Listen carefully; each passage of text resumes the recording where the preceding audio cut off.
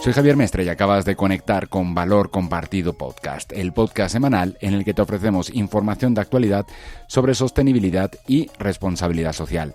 Puedes recibir todas las semanas este podcast registrándote a nuestro newsletter en nuestra página web www.valor-compartido.com.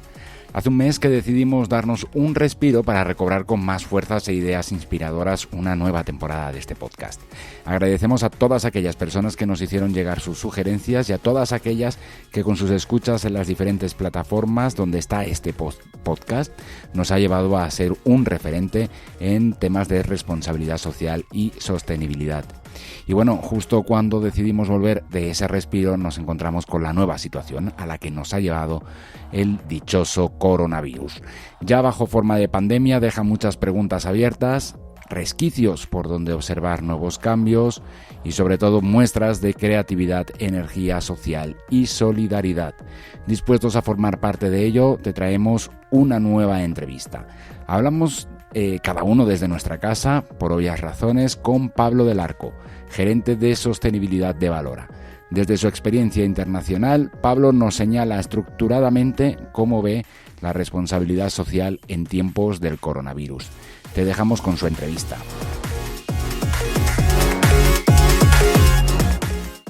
Bueno, pues en esta nueva temporada de Valor Compartido Podcast contactamos por vía telefónica, dadas las circunstancias, ¿no? En los tiempos que vivimos, con Pablo del Arco Fernández. Él es gerente de sostenibilidad de Valora Consultores. Es uno de tantos españoles, paisanos míos, que aquí en México pues se dedican al mundo de la sostenibilidad, ¿no? Lo cual también me da mucho gusto.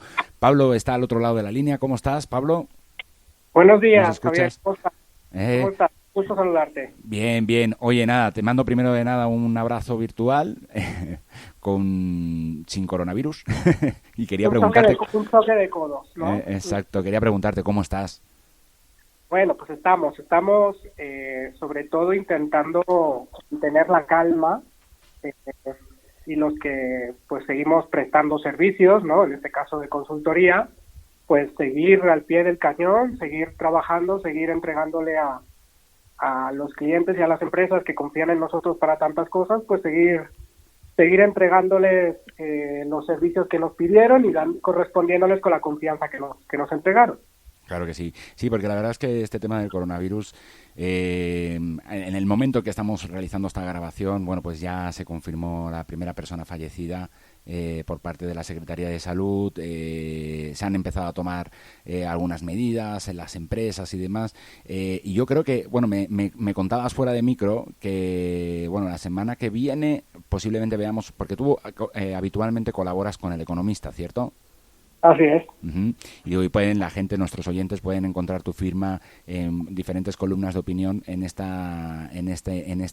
medio de comunicación, y creo que estás preparando o has preparado algo que la gente, no sé si nos puedas anticipar, se va a encontrar la semana próxima dentro de ese periódico. ¿De qué vas a hablar? Digo, ya que estamos con el tema del coronavirus.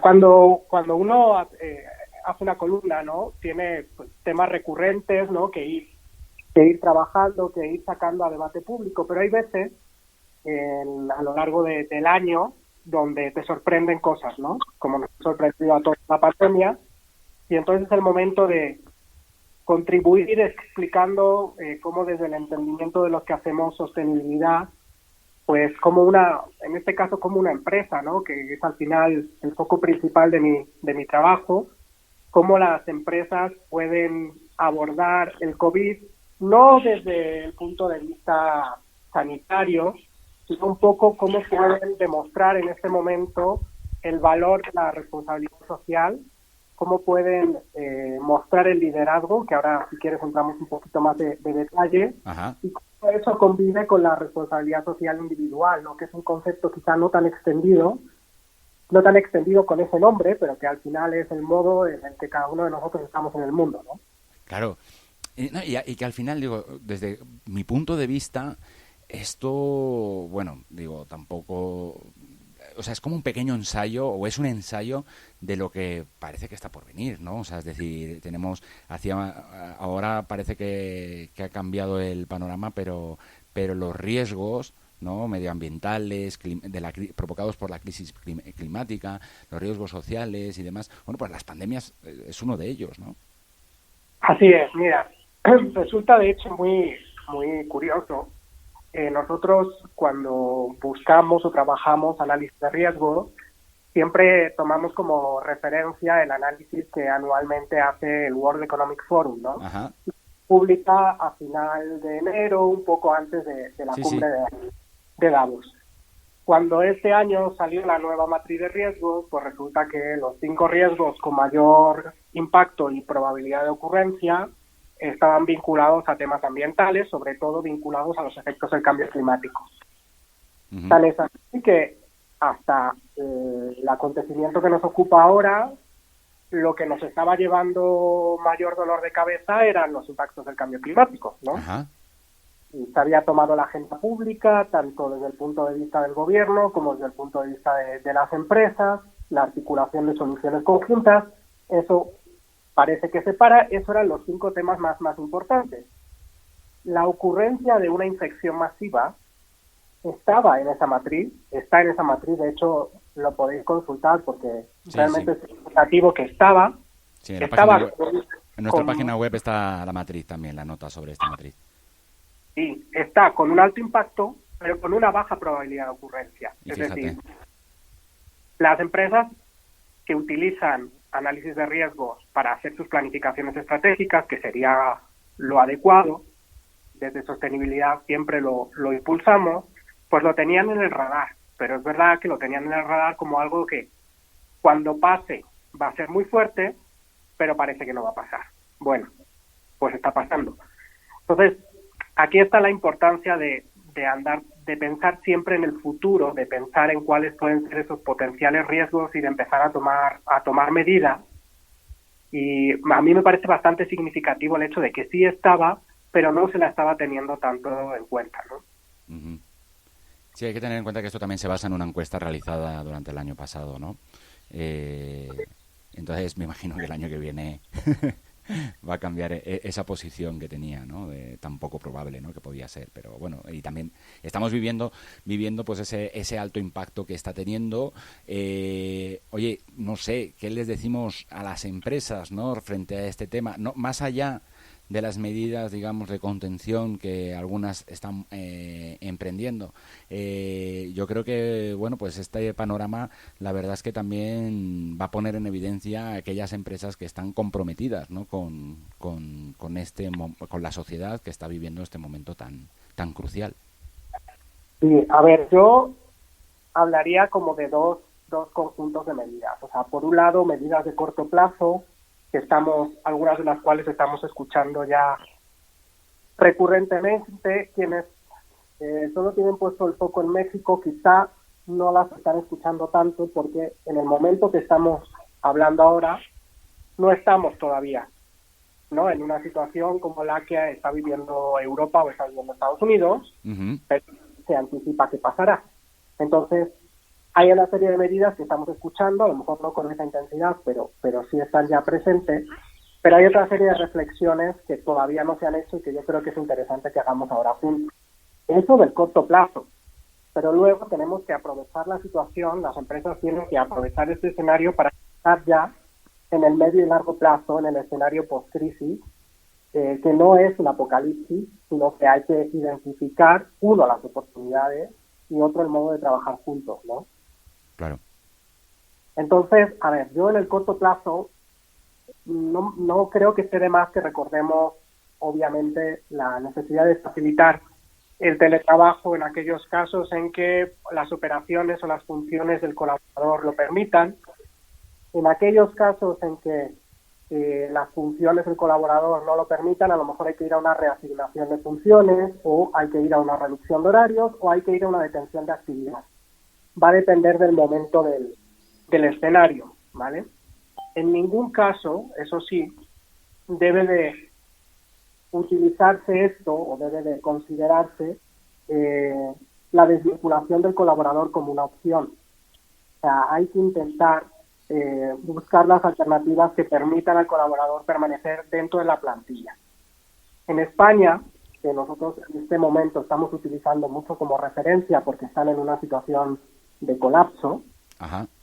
que antecede a América Latina, Ajá. pues tenemos una figura jurídica, ¿no? Que es el Expediente de Regulación Temporal de Empleo, el ERTE. Sí, sí. Esa figura es una figura que puede ser utilizada en ese escenario, en que se han cambiado las condiciones para que así sea, pueda ser utilizada en este escenario, y es una figura de desvinculación temporal. Pues hay que ir a buscar figuras que sean temporales o incluso evitar cualquier tipo de desvinculación buscando otras oportunidades. Pero la empresa tiene una responsabilidad también de mantener en la plantilla a quienes han generan y generarán en el futuro la actividad principal de la compañía, ¿no? Claro. Eso debe de ser como una línea base. Obviamente hay otra serie de elementos adicionales, hay que reprogramar o suspender eventos, eso por supuesto, pero hay otra cosa importante que a mí me gustaría destacar. Este es el momento donde el colaborador para la empresa deja de ser un individuo. El colaborador para la empresa o la empresa debe entender al colaborador como una unidad familiar, porque no estamos hablando únicamente de nuestro empleado, que estamos hablando del entorno directo de nuestro empleado, de sus dependientes directos, que son los más expuestos, los más sensibles a los posibles efectos del COVID. Entonces hay que entender al colaborador en el núcleo del que forma parte. Entonces es el momento quizás pasar de un escenario de número, de colaboradores como número, a colaboradores como unidades familiares, ¿vale? Y entender qué es lo que está pasando para poder tomar decisiones respecto a ese colaborador, ¿no? Claro. Creo que es un momento muy interesante para eso. Okay. Creo que hay otras alternativas interesantes. Es el momento de que las empresas ejerzan un liderazgo responsable, no solo en las medidas que imponen, sino también en el modo en que sus líderes, en que las personas que tienen a cargo equipos, están ejerciendo esas responsabilidades.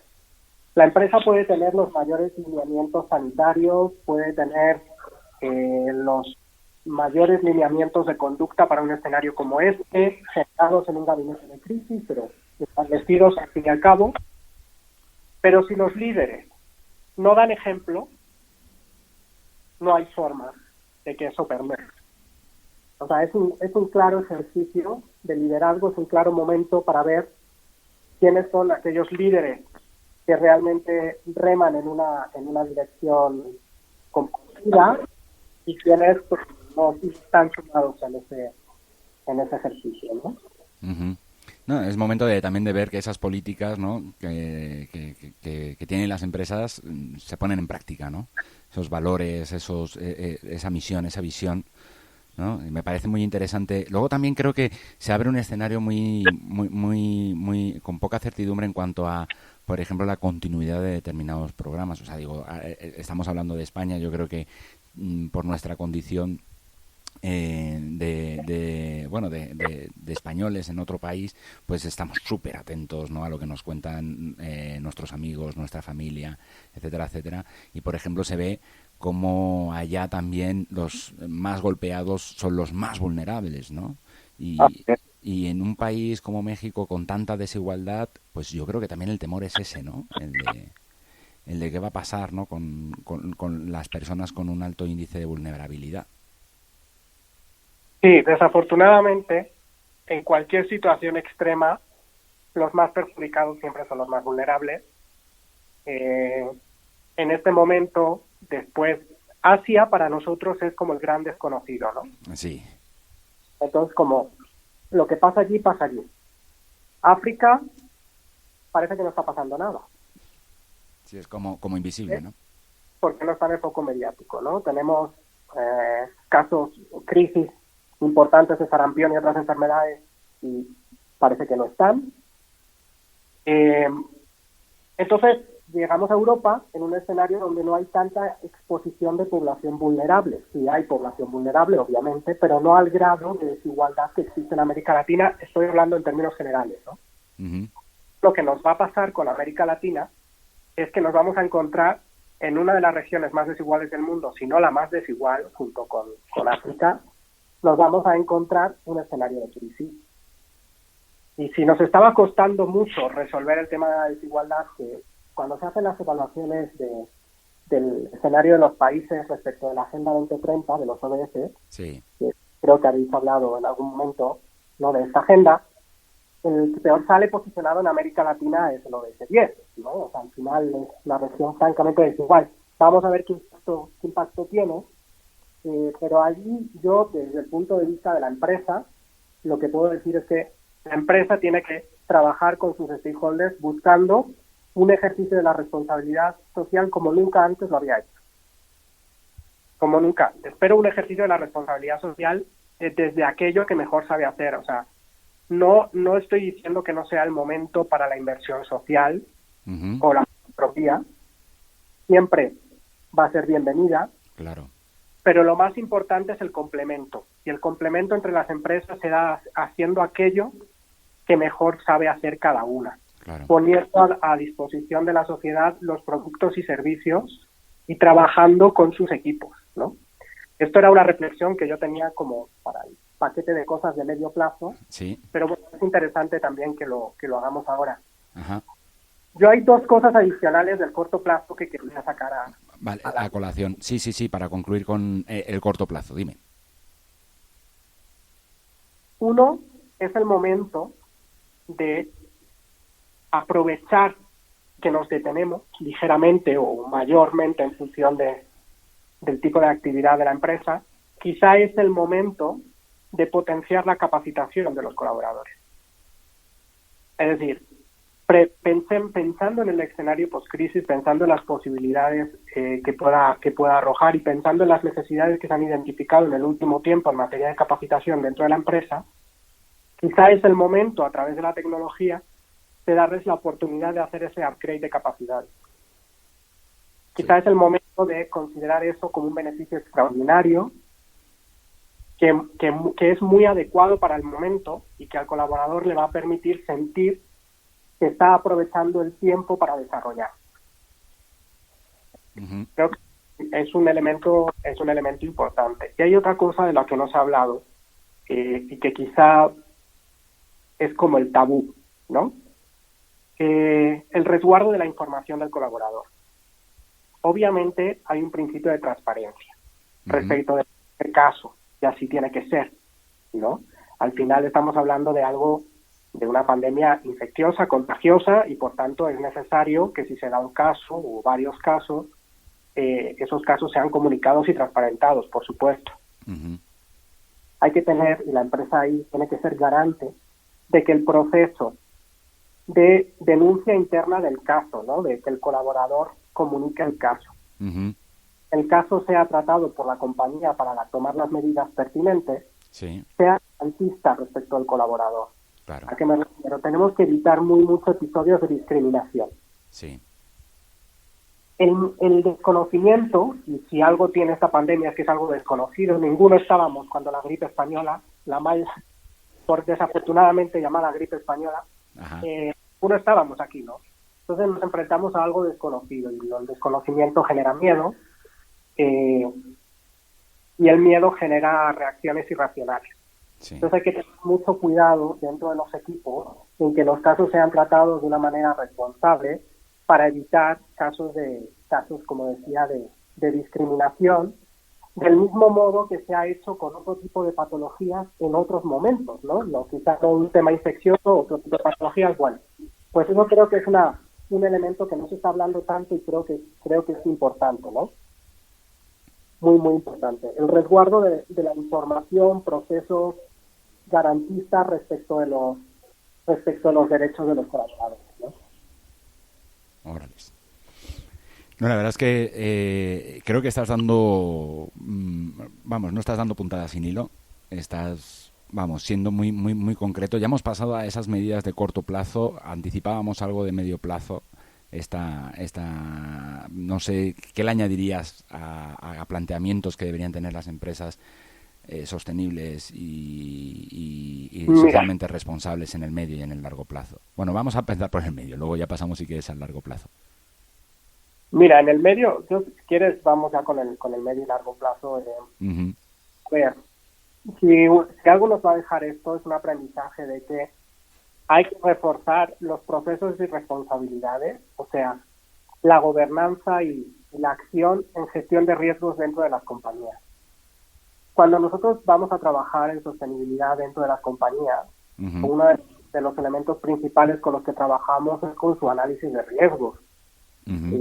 Ya está hecho, obviamente tomarlo como un insumo y trabajar de manera estrecha con el equipo responsable de ese análisis, de las medidas de respuesta a ese análisis. Lo que nos pasa en muchas ocasiones es que ese análisis no existe de manera formal. No existe. O sea, existe una perspectiva de los riesgos, sí. Y en muchos casos esa perspectiva de los riesgos está en manos de una selección de cabeza, pero no está formalizado.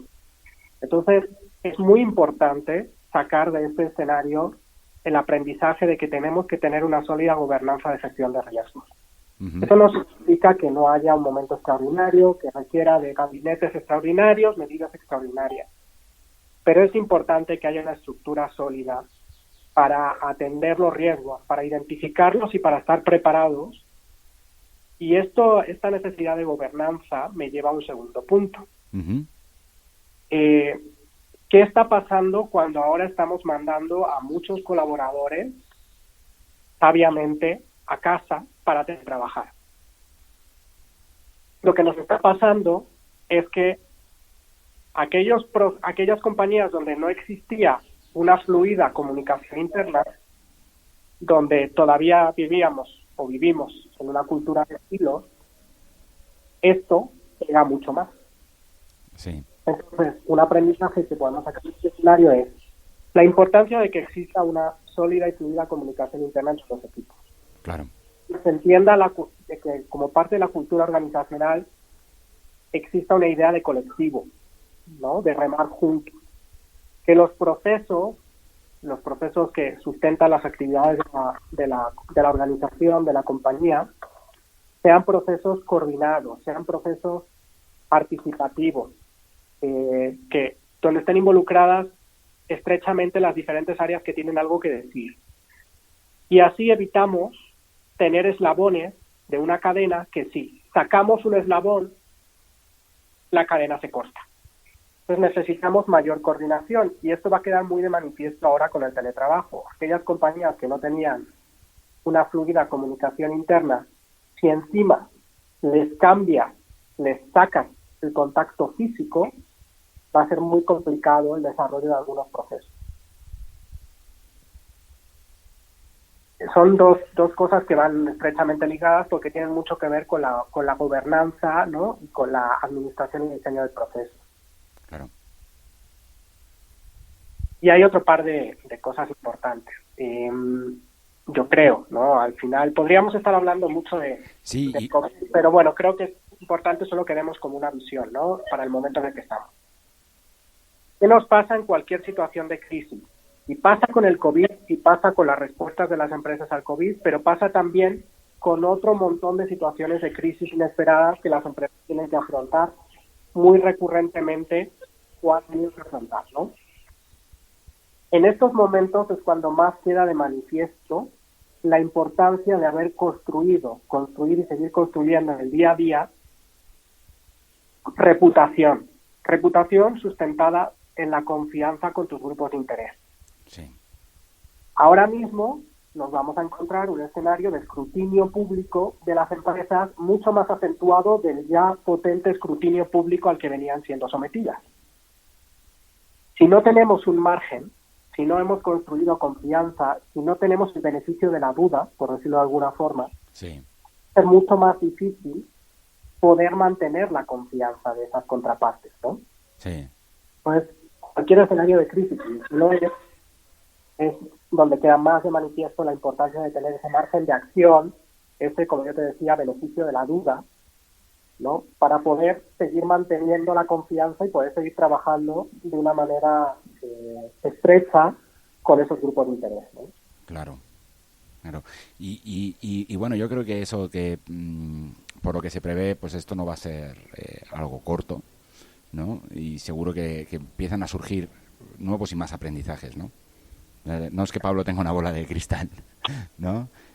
Pablo también sí que quería recalcar que él, por ejemplo, bueno, ya lo dije al principio, él pertenece a Valora Consultores. Valora Consultores, pues hace año y medio se tuvo que enfrentar, ¿no?, a una situación muy grave, como fue, pues eso, las consecuencias del sismo, ¿no?, del 19 de septiembre, que afectó en concreto a la Ciudad de México, que era donde tenían las oficinas, y bueno, pues también sabe en sus carnes, en la empresa vivió en sus carnes una situación de crisis también, en este caso bastante fatal. Oye, confianza que también tiene que ser transmitida, por supuesto, a los inversores, ¿no?, a los inversionistas. No sé si quieres que pasemos, o sea, esta relación, digamos, del COVID con lo que hemos estado hablando, con también la experticia que tú tienes en este plano. Y solo déjame una anotación más. El medio plazo del COVID, y pasamos a la importancia de los inversionistas, que creo que es algo que no va a cambiar a pesar del escenario, ¿no? Ajá. Vamos a vivir una respuesta muy tecnológica, ¿no?, al escenario del COVID. Sí. Hay compañías directamente vinculadas por el tipo de actividad, como son las telecomunicaciones, ¿no? Sí. Pero cualquier compañía debe de reflexionar en este momento de qué manera puede contribuir desde sus productos, desde sus servicios, desde el modo en que los comercializa, desde el modo en que los presta, a reducir el sesgo digital. Sí. En este momento el sesgo digital va a quedar especialmente de manifiesto.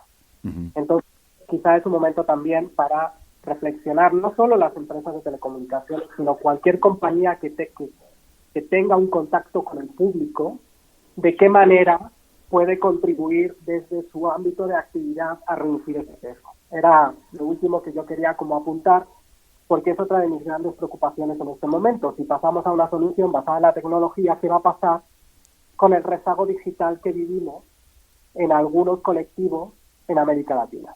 Por supuesto. No, sí, dime. Era lo último, pensemos o sigamos pensando en el escenario post-crisis. El escenario sigue teniendo una importante demanda de construcción de sostenibilidad por parte de las compañías.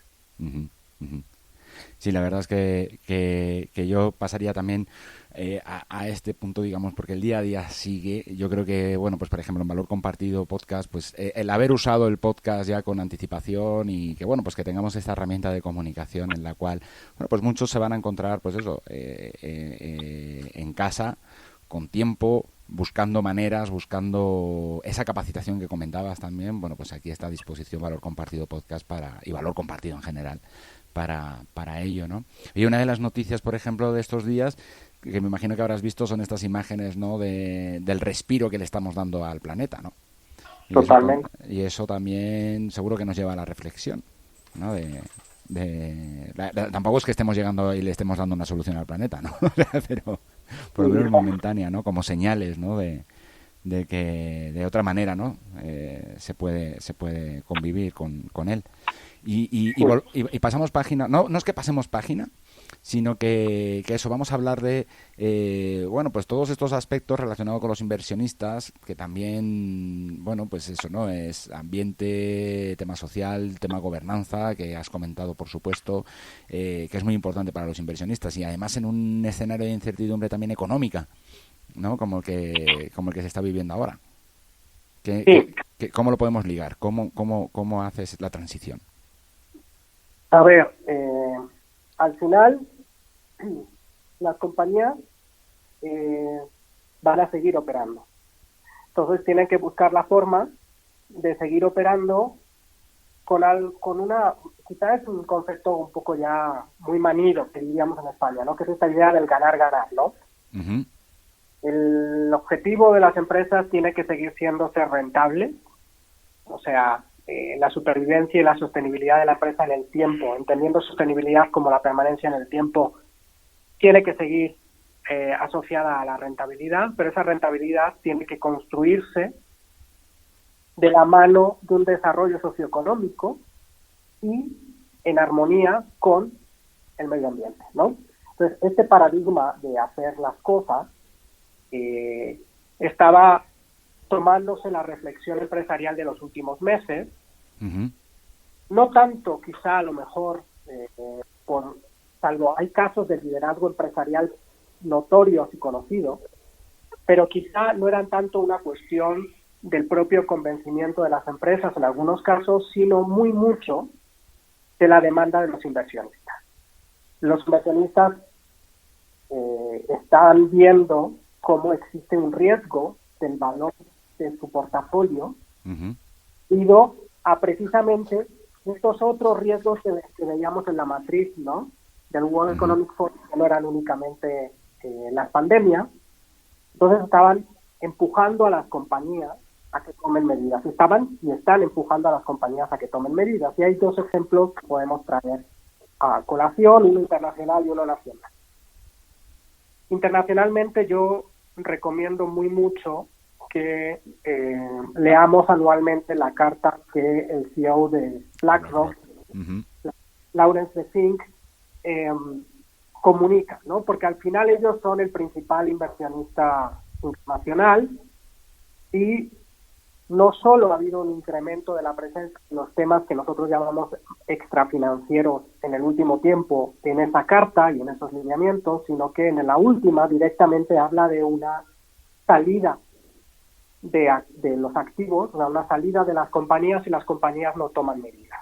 Uh-huh. Esto en particular respecto al cambio climático, que ha sido como el conjunto de temas que se ha tomado el último año, ¿no? No solo por Greta, sino por todo el movimiento que ha habido y sobre todo las consecuencias económicas que se estaban preveyendo.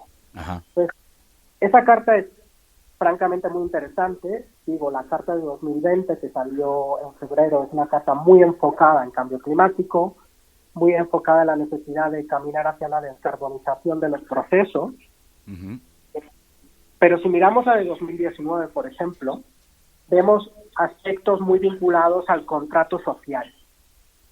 Y en América Latina hemos tenido un otoño muy movido desde el punto de vista social. Sí. No solo por el caso chileno, yo en Valora trabajamos en México, pero también tenemos el headquarter de sostenibilidad en México, pero desde México el equipo se desplaza regularmente a otros países, Ecuador, porque ¿no? tenemos proyectos en otros países como Panamá o Ecuador, ¿no? Entonces, hemos vivido un otoño caliente no solo en Chile, sino también en Ecuador, Colombia, ¿vale? Uh-huh. Ha habido movimientos muy interesantes que en esa carta un poco estaban anticipados, ¿no? La necesidad de que las empresas replanteen la manera en que prestan condiciones laborales a sus colaboradores, la manera en que generan un espacio de trabajo, generan un espacio de desarrollo de oportunidades, ¿no? Uh-huh. O la importancia de caminar hacia la equidad de género. Uh-huh. Son aspectos que nosotros que trabajamos en sostenibilidad muchas veces damos por hecho. Pero en el mundo empresarial, en la alta dirección, no están tan presentes o no estaban tan presentes, y que el principal inversionista mundial los esté poniendo encima de la mesa como lineamientos para las compañías en las que participa, creo que es bastante significativo. Ese es el caso internacional, pero no tenemos que irnos muy lejos. En México, yo sé que el podcast tiene audiencia everywhere, ¿no? Ajá. Pero bueno, es verdad que estamos en México. Entonces, sí. Pensando en el escenario de México, tenemos como principal inversionista las Afores. Las Afores han sufrido un cambio legal que les está obligando a incorporar criterios socioambientales en la elección del portafolio. Uh-huh. Y hay casos como el de Afores Siglo XXI, donde llevan caminando varios años en ese sentido la exigencia, ¿sí?, de respuestas sobre gestión socioambiental a las compañías para colocar la inversión, y esa exigencia de respuestas está detonando en las compañías la gestión, ¿no? Al final, quien me está proveyendo el financiamiento me está solicitando que le cuente cómo estoy adoptando medidas en género, condiciones laborales, derechos humanos, emisiones, energía, residuos. Al final me pongo pilas y empiezo a tomar medidas y a implementar programas sólidos que partan, y esa es nuestra recomendación, de una estrategia de sostenibilidad armada, una hoja de ruta clara, coordinada, construida de manera participativa y no iniciativas aisladas, ¿no? Y eso está pasando porque los inversionistas están movilizando especialmente la solicitud de información, ¿no? Okay. Y, oye, esto, y como, bueno, pues sí, nos estamos quedando algunos en casa, pero el mundo no para. Oye, ¿cómo está previsto el calendario de este año en esta materia? Mira, tenemos un hito muy importante prácticamente en 2 semanas. Hay varios índices internacionales. Esto está sobre todo pensado en las empresas listadas, ¿ok? Claro. Esto que comentar yo ahora. Hay varios índices internacionales de referencia en materia de sostenibilidad. Cuando un inversionista quiere colocar la inversión con criterios socioambientales, tiene la opción de hacer la solicitud directa, caso de las Afores, tiene la opción, que comentaba, caso de Afores siglo XXI, tiene la opción de tomar compañías que ya han sido previamente clasificadas, ¿vale?, por terceros, por analistas terceros, en índices. Entonces hay varios índices de sostenibilidad de referencia. Uno de ellos es la familia de índices del Dow Jones, los Dow Jones Sustainability Indexes. Esos son especialmente relevantes por el calendario. Ese proceso se hace, las compañías son invitadas a participar de esos índices a través de un cuestionario que se llama CSA. Ese cuestionario lo diseña y lo califica SAM, ¿vale? SAM es el calificador, SAM que ahora forma parte de Impulse. Entonces, ellos son los responsables de calificar la información que la compañía coloca en ese cuestionario junto con la información pública que la compañía tiene. Otros índices, como la familia de índices de FTSE, que estuvieron de actualidad también recientemente, porque en México teníamos un índice de sostenibilidad nacional, que era el de la Bolsa Mexicana de Valores, el IPC sustentable, y ahora vamos a tener 2, ¿vale? Porque vamos a tener uno particular de FTSE con Viva, con la Bolsa Institucional de Valores. Entonces, por ahí también estuvo de actualidad hace 2-3 semanas. En el caso de FTSE no hay un cuestionario, sino que se basa fundamentalmente en información pública, ¿vale? Lo mismo pasa con las calificaciones de Bloomberg o con las clasificaciones de otros, ¿no? Pero volviendo a SAM, es especialmente, o ha sido especialmente relevante en México porque el mercado integrado latinoamericano, el MILA, del que forma parte la Bolsa Mexicana de Valores, lanzó un índice regional de sostenibilidad. Entonces, aparte del índice nacional, que el de México fue el segundo de América Latina, y esto es especialmente significativo. Primero vino el de Bovespa en Brasil, y en 2015 salió el de México. Entonces tiene una trayectoria bastante sólida, ha sufrido un cambio en el último año, de hecho se rediseña, ¿vale? Y tanto se rediseña que a partir del próximo lunes, en teoría, deja de calcularse ya el índice como estaba, el nacional, el IPC sustentable nacional de México, y va a ir a un rebalanceo porque entra en funcionamiento la nueva metodología.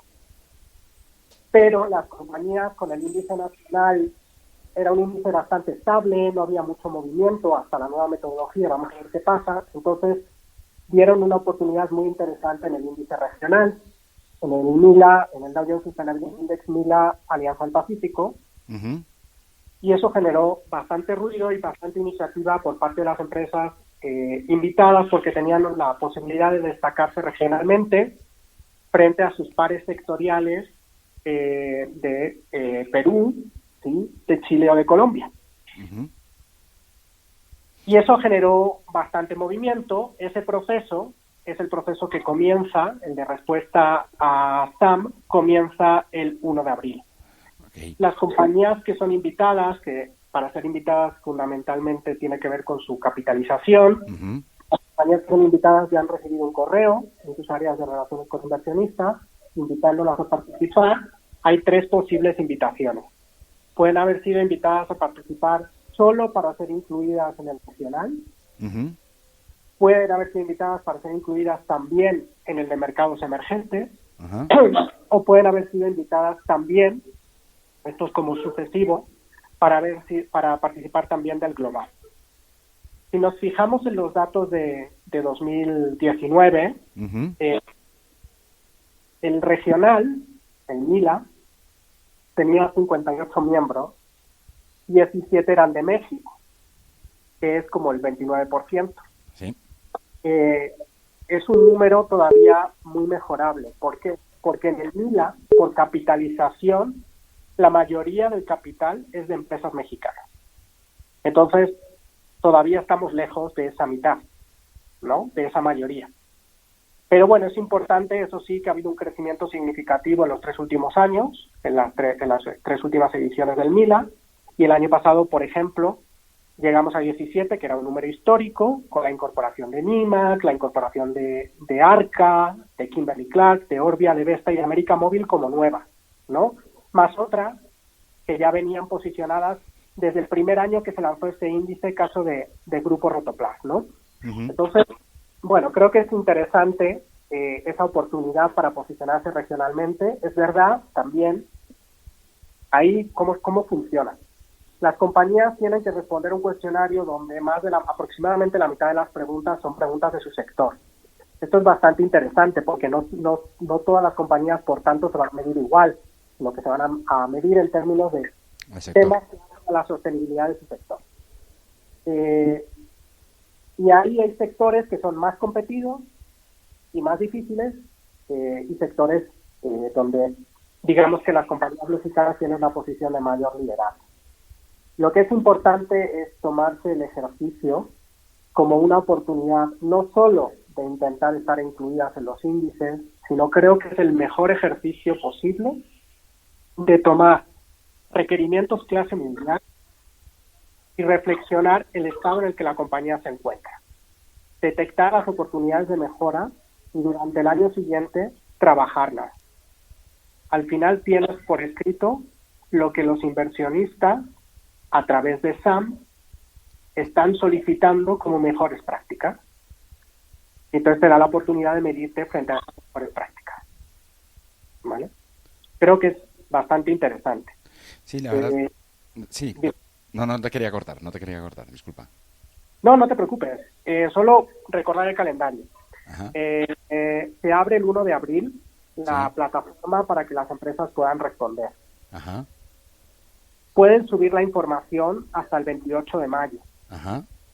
Luego tienen que sufrir un poco y esperar hasta el 12 de septiembre para conocer si fueron incluidas o no. Ok.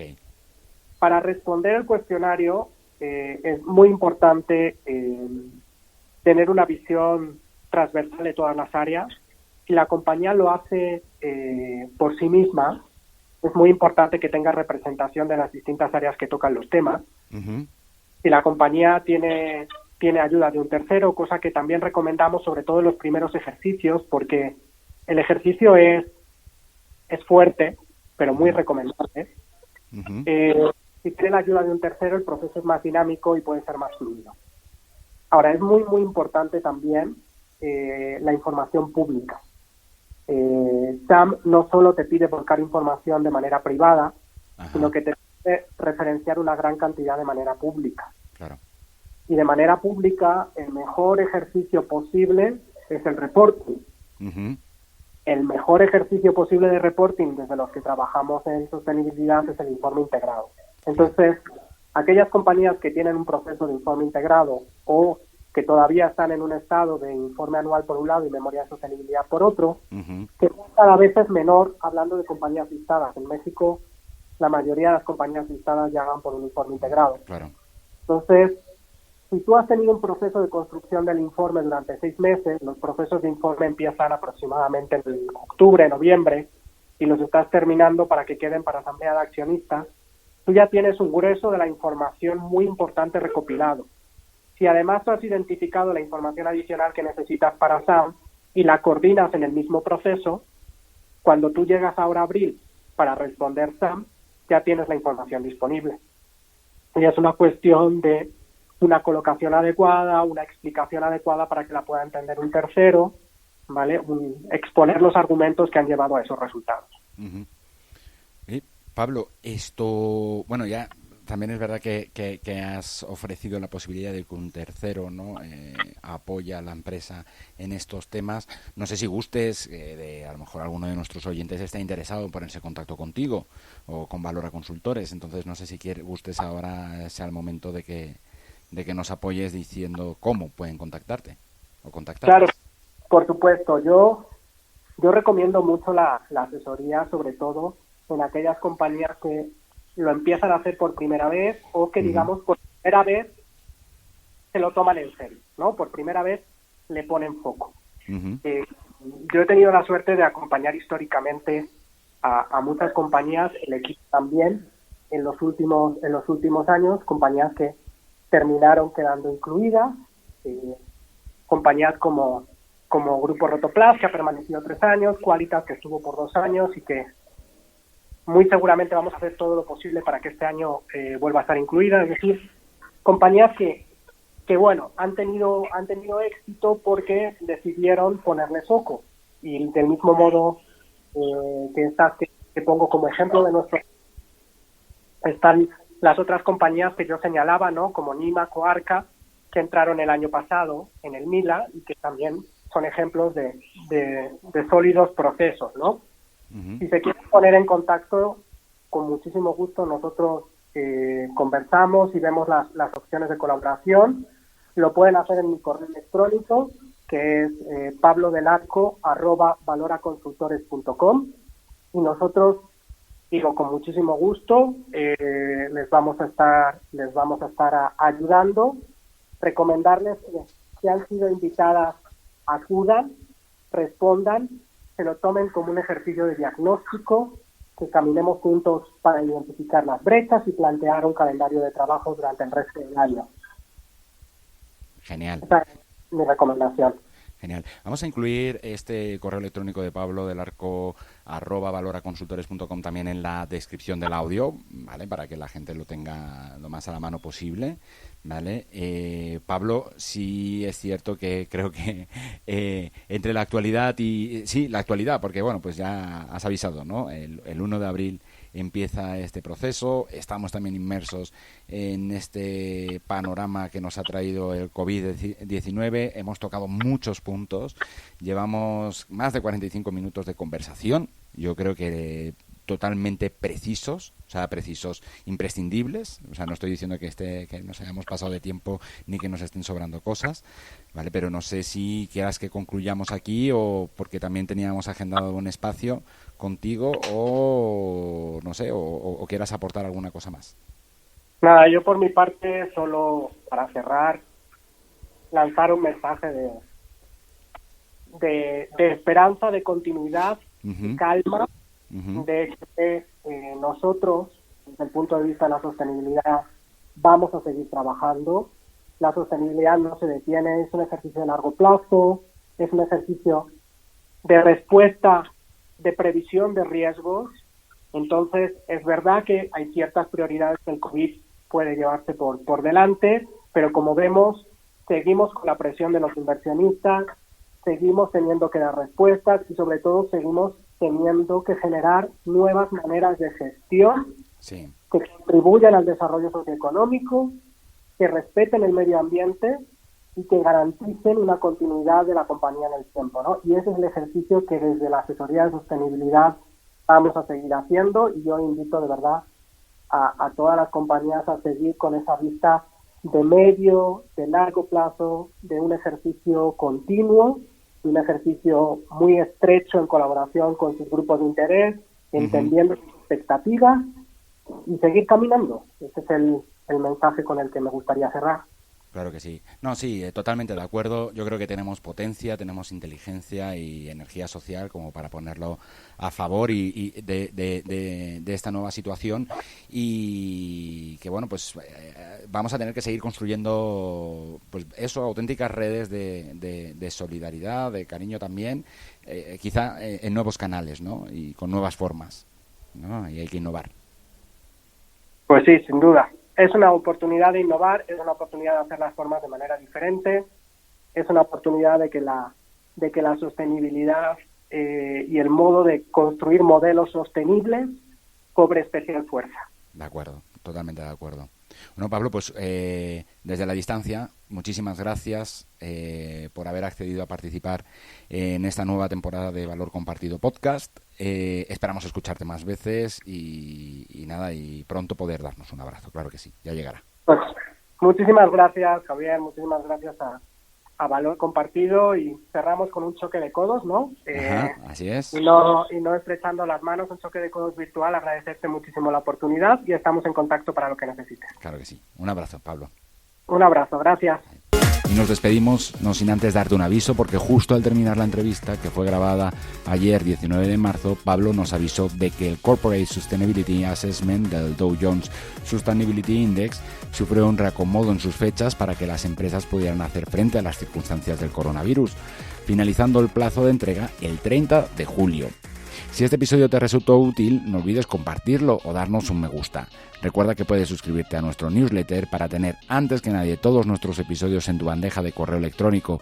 Solo tienes que visitar www.valor-compartido.com y registrarte. Este podcast está disponible en Spotify, YouTube, Google Podcast, Apple Podcast, Spreaker, iVoox y también en tus asistentes de voz preferidos. Puedes enviarnos tus comentarios o tus sugerencias de contenido a la dirección comunicamos@valor-compartido.com. Hasta el próximo episodio. Recuerda que solos no vamos a poder superar esta crisis, así que vamos a contarlo juntos.